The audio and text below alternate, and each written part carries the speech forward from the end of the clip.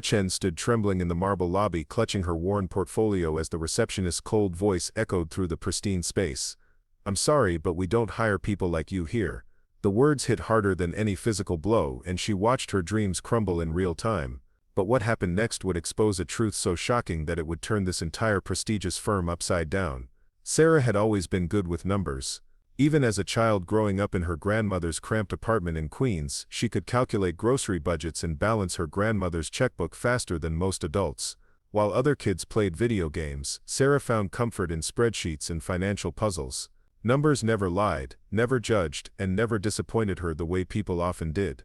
Before we jump back in, tell us where you're tuning in from, and if this story touches you, make sure you're subscribed, because tomorrow I've saved something extra special for you. After her grandmother passed away when Sarah was 22, she found herself completely alone in the world. With no family and barely enough savings to cover the funeral expenses, she took whatever job she could find to survive. She cleaned offices at night, worked weekends at a grocery store, and spent her free time taking online accounting courses with the hope that someday she could build a better life for herself. For 3 years, Sarah lived in a studio apartment in a rundown building where the elevator rarely worked and the heat came and went as it pleased. Her furniture consisted of a mattress on the floor, a folding table that served as both desk and dining room, and a single chair she had rescued from a curb. She owned 2 professional outfits that she had bought at a thrift store and carefully maintained, knowing that someday she might need them for job interviews. The dream of working at a prestigious accounting firm sustained her through those difficult years. She would walk past the gleaming towers of Manhattan's financial district during her lunch breaks, imagining what it would be like to belong in one of those buildings. She studied the way the professionals dressed, how they carried themselves, and the confidence that seemed to radiate from them as they hurried to important meetings. Sarah finally earned her accounting degree from a community college, graduating at the top of her class despite working 2 jobs throughout her studies. Her professors praised her analytical skills and attention to detail, telling her she had a natural talent for forensic accounting and financial analysis. For the first time in years, Sarah allowed herself to hope that her circumstances might actually change. The job search proved more challenging than she had anticipated.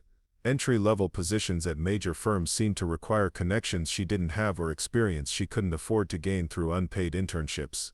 Smaller firms paid so little that she would actually earn less than her current combination of part-time jobs. But Sarah persisted, sending out dozens of applications and carefully crafting cover letters that highlighted her determination and unique perspective. When the invitation for an interview at Blackstone and Associates arrived in her email, Sarah stared at the screen in disbelief.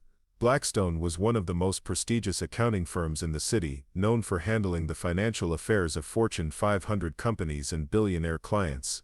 Their offices occupied 3 floors of a landmark building in Midtown Manhattan, and their partners were regularly quoted in financial publications. Sarah spent an entire week preparing for the interview. She researched every partner at the firm, studied their recent cases, and practiced answering questions in front of her tiny bathroom mirror. She had her one good interview suit dry cleaned and spent precious money on a professional portfolio to hold her resume and certificates. The night before the interview, she barely slept, running through potential scenarios and hoping desperately that this might be her chance to finally break into the world she had dreamed about for so long. The morning of the interview, Sarah left her apartment 2 hours early, taking the subway into Manhattan and walking the last few blocks to compose herself. The Blackstone building rose 40 stories into the sky, its glass facade reflecting the morning sun like a beacon of success. Men and women in expensive suits flowed in and out of the revolving doors, talking on phones and carrying leather briefcases that probably cost more than Sarah's monthly rent. Standing on the sidewalk, Sarah felt the familiar wave of self-doubt wash over her. Her suit, which had looked professional in her apartment, suddenly seemed cheap and ill-fitting compared to the designer clothes surrounding her. Her shoes, comfortable but practical, felt clunky against the marble steps. She took a deep breath, reminding herself that she belonged here just as much as anyone else, and walked through those imposing doors. The lobby of Blackstone and Associates took Sarah's breath away. The ceiling soared 3 stories high, supported by marble columns that belonged in a museum. A reception desk made of polished granite dominated the center of the space, staffed by 2 women who looked like they had stepped out of a fashion magazine. Original paintings adorned the walls, and fresh orchids in crystal vases added splashes of color to the neutral palette. Sarah approached the reception desk, her footsteps echoing softly on the marble floor. The receptionist, a woman in her 30s with perfectly styled blonde hair and a suit that probably cost more than Sarah earned in a month, looked up from her computer with an expression of mild annoyance. "I'm here for an interview," Sarah said, trying to keep her voice steady. "Sarah Chen, I have an appointment with Mr. Williams at 10 o'clock. The receptionist's eyes traveled slowly from Sarah's face down to her shoes and back up again, taking inventory of every detail. Her expression shifted from annoyance to something closer to disdain as she took in Sarah's discount store outfit and nervous demeanor. "Are you sure you have the right building?" the receptionist asked, her voice dripping with condescension. "We don't typically have interviews for support staff in the main office." Sarah felt her cheeks burn with embarrassment, but she maintained her composure. "I'm here for the junior accountant position. I received an email confirming the interview time and location." The receptionist sighed dramatically and began typing on her computer, her manicured nails clicking against the keys with sharp precision. Other people in the lobby were beginning to notice the exchange, their conversations quieting as they turned to observe the interaction. Preparing and narrating this story took us a lot of time, so if you are enjoying it, subscribe to our channel. It means a lot to us.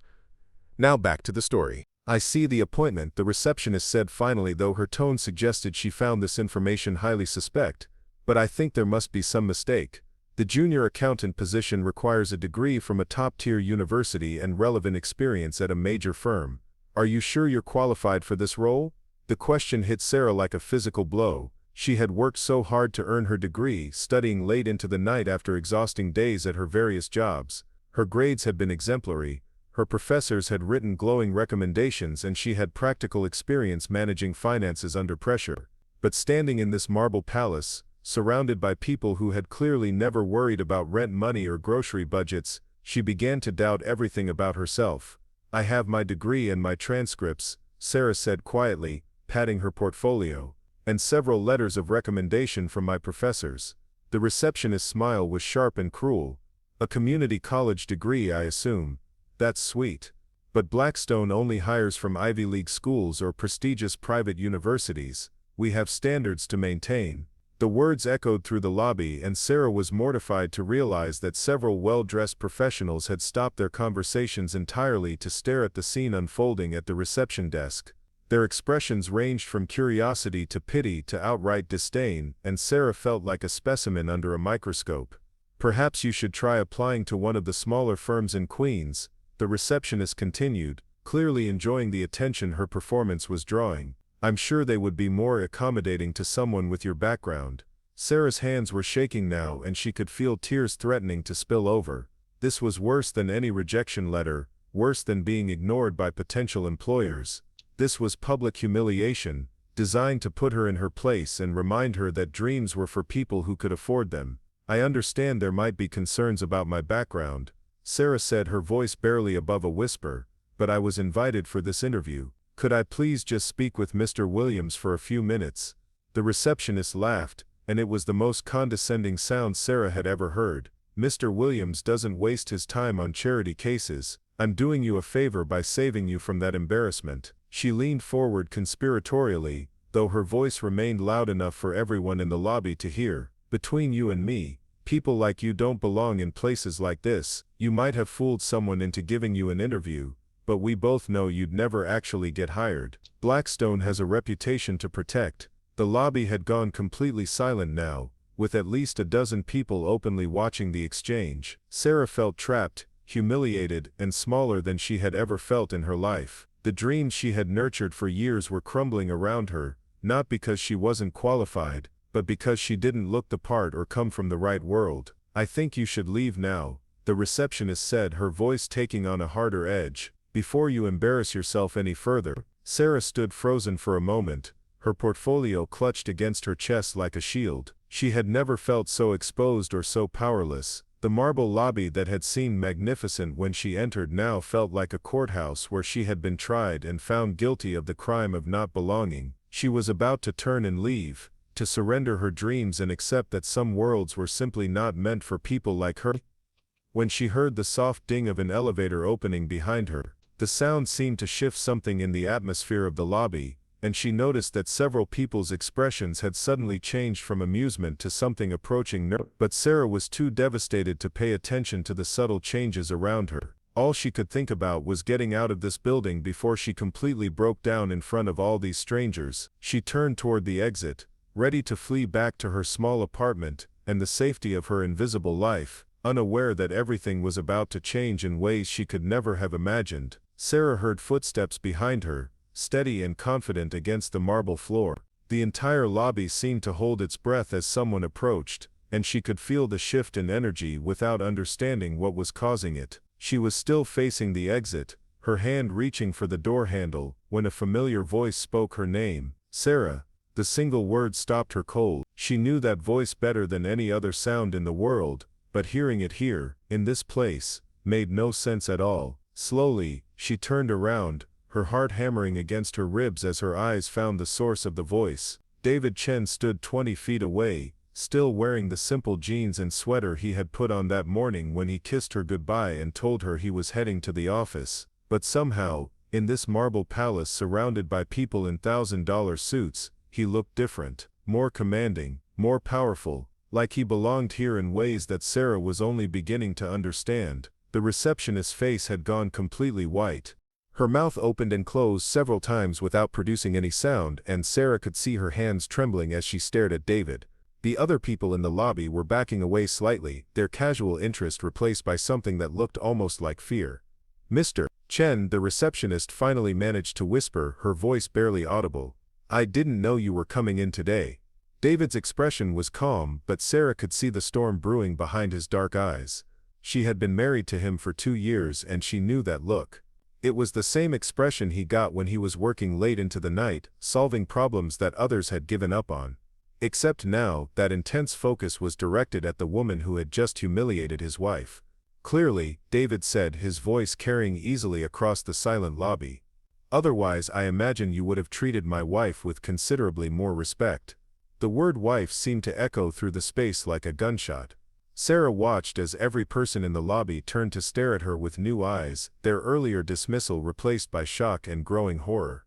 The receptionist looked like she might faint, her perfectly applied makeup doing nothing to hide the panic spreading across her features. Sarah's mind was reeling, trying to process what was happening. David worked in finance, she knew that much. He left early every morning and came home late most nights, often stressed about deals and clients, but he had always been vague about the details, and Sarah had assumed he was just another mid-level employee at some corporate firm. She had never pressed for specifics because she understood the need to keep work and personal life separate. "I don't understand," Sarah said, her voice sounding strange and distant to her own ears. "David, what are you doing here?" Before he could answer, another man emerged from the elevator bank. He was older, probably in his 60s, with silver hair and the kind of expensive suit that Sarah had been admiring on other people just minutes earlier. He approached David with the deference of an employee addressing a superior, and Sarah felt another piece of her understanding of the world shift into place. "Mr. Chen," the older man said, slightly out of breath as if he had hurried down from an upper floor. "I just received word that you were in the building. Is there anything you need?" David's attention remained fixed on the receptionist, who looked like she was considering whether the marble floor might open up and swallow her whole. "Actually, Mr. Williams, there is something we need to discuss." It seems there was some confusion about an interview that was scheduled for this morning. Williams followed David's gaze to Sarah, and his expression immediately shifted to one of professional concern mixed with personal panic. "An interview? I'm not sure I understand." "My wife," David said, each word carefully enunciated, "came here this morning for a junior accountant position that was advertised through normal channels. She has an accounting degree, excellent grades, and strong recommendations from her professors. She followed all the proper procedures and was granted an interview appointment." Sarah watched William's face cycle through several emotions as he processed this information. She could practically see him calculating the implications of whatever had just transpired, and his growing alarm suggested that those implications were severe. However, David continued, "Instead of being treated with the professionalism that any qualified candidate deserves, she was publicly humiliated by your reception staff. She was told that people like her don't belong here, that her education wasn't good enough, and that she should go find a job somewhere more appropriate to her background." The lobby was so quiet that Sarah could hear her own heartbeat. Williams turned to look at the receptionist, who seemed to have shrunk several inches during David's recital of events. When he spoke, his voice was tight with barely controlled anger. "Is this true, Jessica?" The receptionist, Jessica, opened her mouth but no words came out. Her eyes darted between David, Williams and Sarah, as if looking for some escape route that didn't exist. Finally, she managed a weak nod. Williams closed his eyes for a moment, and when he opened them again, Sarah could see that he was furious. "In my office, now, and call security to escort you out of the building. You're terminated immediately." "But Mr. Williams," Jessica started, her voice rising in panic, "I was just protecting the firm's reputation. I mean, look at her. She obviously doesn't fit our standards." The words hung in the air like a toxic cloud. Sarah felt the familiar sting of humiliation, but this time it was mixed with something else. Anger. Pure, righteous anger at being judged and dismissed by someone who didn't know anything about her capabilities or her character. David stepped forward and his presence seemed to fill the entire lobby. "Let me make sure I understand your position, Jessica. You believe that my wife, who graduated at the top of her class and earned her degree while working multiple jobs to support herself, doesn't meet your standards. You think that her education and qualifications matter less than whether her clothes come from the right stores." Jessica was crying now, mascara running down her cheeks in dark streaks. "I didn't know she was your wife, Mr. Chen. If I had known." "If you had known, you would have treated her differently," David said, his voice deadly quiet, "which means you understand exactly how wrong your behavior was. You just thought there would be no consequences for treating someone you perceived as powerless with cruelty and disrespect." Sarah was beginning to understand the scope of what was happening, but she still felt like she was missing crucial information. David clearly had significant authority in this building, enough to have someone fired on the spot. But the exact nature of his role remained unclear, and the growing deference of everyone around him suggested it was more extensive than she had imagined. Williams stepped in, clearly trying to manage a situation that was spiraling beyond his control. "Mr. Chen, please accept my sincerest apologies for this incident. Jessica's behavior was completely unacceptable and does not reflect the values of this firm. I assure you that we will conduct a full review of our hiring and reception practices to ensure nothing like this ever happens again." "You're right about that," David said, "because as of today, this firm is going to undergo some significant changes in how it operates." He turned to address the crowd that had gathered to watch the drama unfold. Most of them were employees of the firm, Sarah realized, people who worked in this building every day and were now witnessing their colleagues' very public termination. "I want everyone here to understand something," David said, his voice carrying clearly through the lobby. "This company was built on the principle that talent and intelligence matter more than connections or background. We've clearly lost sight of that principle if qualified candidates are being turned away based on superficial judgments about their appearance or education." Sarah watched the faces in the crowd, seeing recognition and fear in equal measure. These people were starting to understand that they had just witnessed something significant, a moment that would reshape how business was conducted in this building. Williams cleared his throat nervously. "Of course, Mr. Chen. Would you like me to personally conduct Mrs. Chen's interview? I'm sure we can find an appropriate position for someone with her qualifications." David's smile was sharp and humorless. "That won't be necessary, Mr. Williams, because my wife won't be interviewing for a junior position at this firm." Sarah felt her heart sink. Despite everything that had just happened, she had still been hoping that somehow this disaster could be turned into an opportunity. She had worked so hard to get to this point, and the thought of starting over again felt overwhelming. But David wasn't finished speaking. "She'll be starting as a senior analyst in our forensic accounting division with a starting salary of $120,000 and full benefits. She'll report directly to the head of that department, and her first project will be conducting a comprehensive audit of our hiring and personnel practices." The lobby erupted in whispers and shocked murmurs. Sarah stared at David, trying to process what he had just said. A senior analyst position with that kind of salary was beyond anything she had dared to dream about. It was the kind of job that would completely transform her life, giving her financial security and professional respect. But more than that, it was validation. Public, undeniable validation that she was qualified, that she was valuable, and that her worth had nothing to do with where she had bought her clothes or which school had granted her degree. Williams was nodding eagerly, though Sarah could see the strain in his expression. "Absolutely, Mr. Chen. That sounds like an excellent plan. I'll have HR prepare all the necessary paperwork immediately." Sarah found her voice at last, though it came out smaller than she intended. "David, I still don't understand. How do you have the authority to make these decisions?" What is your position here? David walked over to her, his expression softening as he took her hands in his. I'm sorry, Sarah, I should have told you before now, but I wanted to protect you from all of this. He gestured around the opulent lobby. This building, this firm, all of it. I own Blackstone and Associates. I founded it 12 years ago, and it's grown into one of the largest accounting firms in the country. The revelation hit Sarah like a physical blow. Her husband, the man who made her coffee every morning and worried about her when she worked late, was a billionaire. The modest apartment they shared, his casual clothes, his reluctance to talk about work, it had all been carefully constructed to give her a normal life away from the complications of his wealth and power.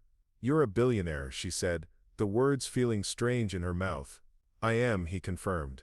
But more importantly, I'm your husband, and I've watched you struggle and work and sacrifice for years, always believing that you weren't good enough or smart enough to succeed in this world. Today proved that you are more than good enough. You always have been. Sarah looked around the lobby at the faces watching them. Jessica had been escorted away by security, but the other employees remained, their expressions ranging from awe to calculation as they processed this new information about the quiet woman they had dismissed moments earlier. William stepped forward again, clearly eager to repair his relationship with his boss. Mrs. Chen, I want you to know that we are honored to have someone of your caliber joining our team. Your educational background and work ethic are exactly what we value here at Blackstone. Sarah almost laughed at the absurdity of it. 20 minutes ago, this same man had been nowhere to be found when she was being humiliated by his employee. Now he was praising the very qualifications that Jessica had deemed inadequate. Williams, Sarah said, surprised by the steadiness of her own voice, I appreciate the offer, but I need some time to think about it. David squeezed her hands gently. Of course, take all the time you need, but even as she said the words, Sarah knew what her answer would be. Not because David owned the company, but because she had earned this opportunity through her own hard work and intelligence. Jessica's cruelty had been intended to make her feel small and unworthy, but instead it had revealed the strengths she had always possessed. 3 months later, Sarah sat in her corner office on the 38th floor, reviewing the final report of her audit into Blackstone's hiring practices. The investigation had revealed systematic biases in recruitment and personnel decisions, patterns of discrimination that had kept qualified candidates from diverse backgrounds out of positions they were capable of handling. Her recommendations had led to significant changes in how the firm operated. New policies ensured that interviews were conducted blind to candidates' educational backgrounds and personal circumstances. Training programs were implemented to address unconscious bias among staff. A scholarship fund was established to help promising students from underserved communities pursue accounting degrees. The work was challenging and meaningful, exactly the kind of career Sarah had dreamed about during those long nights of studying in her cramped apartment. She had proven herself through competence and dedication, earning the respect of colleagues who initially questioned her rapid promotion. But perhaps more importantly, she had learned to trust in her own worth. The woman who had stood trembling in the lobby 3 months ago had been seeking external validation, hoping that the right job or the right title would finally prove she belonged somewhere.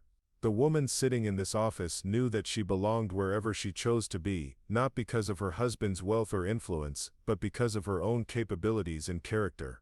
David had been right about protecting her from his world of wealth and power. The complexities of being married to a billionaire brought challenges she was still learning to navigate.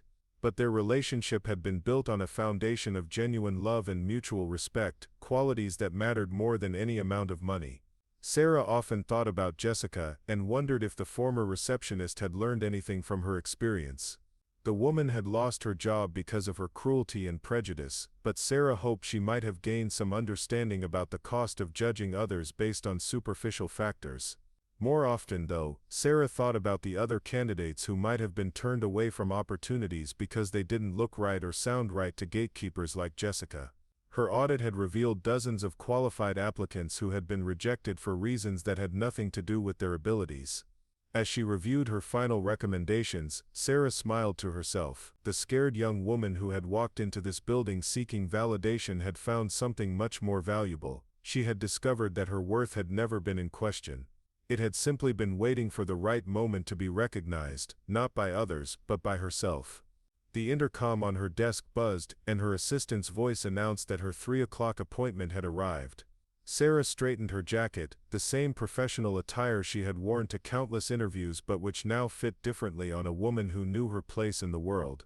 She had a meeting with a recent graduate from Queens Community College, a young man whose application had been flagged by the new screening process as showing exceptional promise despite his non-traditional background. His interview had been scheduled not as a favor or an act of charity, but because his qualifications suggested he might be exactly the kind of innovative thinker Blackstone needed. As Sarah walked to the conference room to meet with the candidate, she reflected on how much had changed since that humiliating morning in the lobby. She had gained more than a career or financial security. She had gained the knowledge that talent and determination could overcome any obstacle, and that the most powerful thing anyone could do was refuse to accept someone else's limitations on their potential. The story that had begun with public humiliation had transformed into something much more significant. It had become proof that worth was not determined by others' recognition but by one's own refusal to be diminished. And in a world that too often judged people by superficial measures, that was a lesson worth sharing. Up next, you've got 2 more standout stories right on your screen. If this one hit the mark, you won't want to pass these up, just click and check them out.